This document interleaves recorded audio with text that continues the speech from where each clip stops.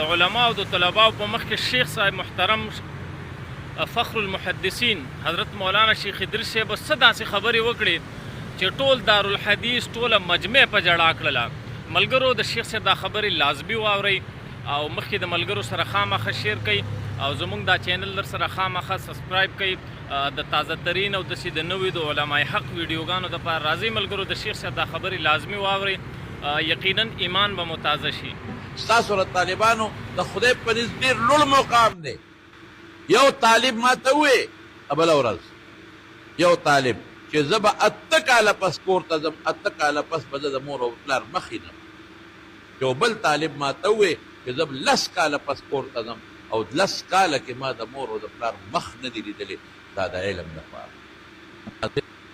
وی ده سره یو ګوتمه وله مور ورکړې ده او چې دا ځان له خرڅه کا او په دې باندې د سربندۍ انتظام وکړه. طالب ما راوغوښته د بنو و که د لکي مروتو غالبا مې بچې دلته راشه طالبانو مخکې مې ودرو مې څه مسله ده دا ګوته وی دا راله مور راکړه پیسې نشته غربت کې ډېر زیات دا ګوتمه مې مور د خپلې ګوتې نه راوویستله. مې د مور دې څه کیفیت و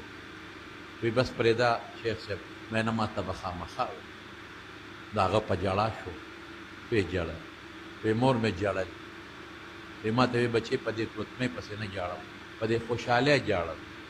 هغه ګوتمې ماله راکړه چې دا ځان له خرڅه کړه او د نورو طالبانو میلمانه به راځي نو هغې له به میلمستیا کوي ستا به سني نو بچې دا ځان له خرڅه کړه او په دې د خپلو میلمنو میلمستیا وکړه. ما مور وژړل چې دا ګوتمې رایستا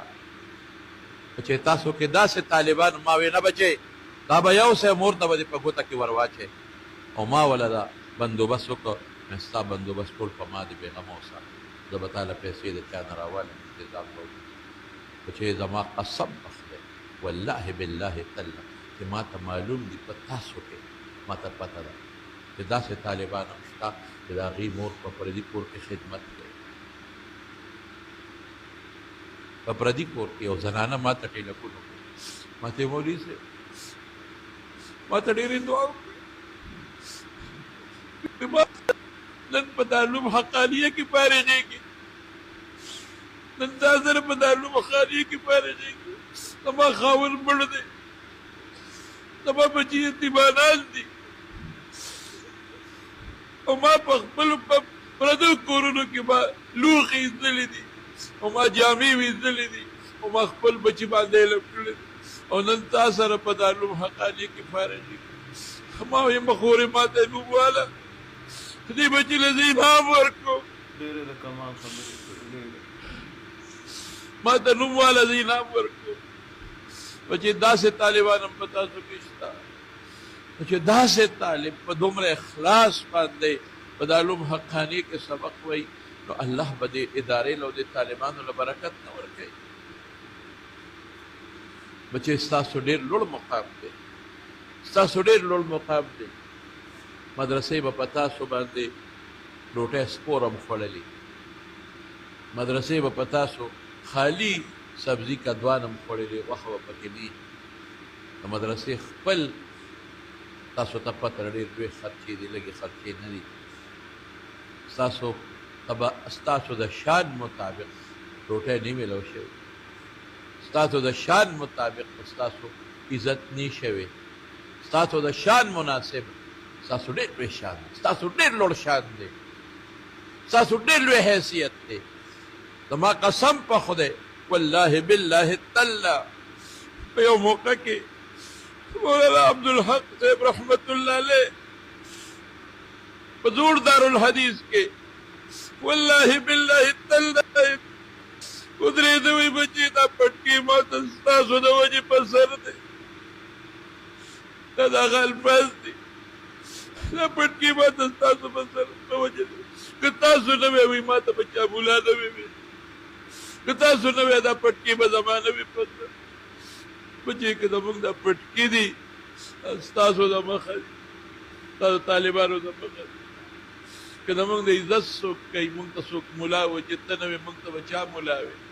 دا ستاسو د برکت دا زموږ د محتمم صاحب که دونه عزت دی دا ستاسو د برکت नंजी मौलाना अब्दुल हक से रहमतुल्लाह अलैह नूम यादीगी बड़े लुई इज्जत दास्ता सुर तालिबानों द बरकत है और नन के मौलाना समीउल हक शहीद रहमतुल्लाह अलैह शहादत और नूम बड़े लुड़ अंदाज यादीगी दास्ता सुर बरकत